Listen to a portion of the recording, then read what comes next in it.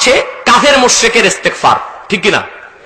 দ্বিতীয় প্রকার ইস্তেগফার হচ্ছে আমাদের মুমিনদের, দ্বিতীয়, তৃতীয়, চতুর্থ, কবিরা গুনাহ থেকে, সগীরা থেকে, মাকরু থেকে। পঞ্চম প্রকার ইস্তেগফার আমাদের না, তা ছিল কাদের? ওনারা ভুল করতেন, ইস্তেগফার করতেন। আর ষষ্ঠ প্রকার ইস্তেগফার, এটা করার সাহস যোগ্যতা কোন নবীরও ছিল না, তা করতেন শুধু আখিরি নবী, নবীদের নবী, বিশ্ব নবী মুহাম্মদ মুস্তাফা সাল্লাল্লাহু আলাইহি সাল্লাম।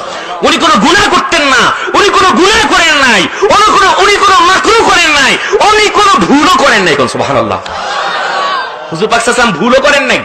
মুসলিম শরীফের হাদিস, হুজুর পাক সাল্লাল্লাহু আলাইহি ওয়াসাল্লাম ইরশাদ করেছেন, ইন্নামা আনা বাশার আনসা কামা তানসাউনা ওয়া ফি রিওয়ায়াতিন উনাসসা।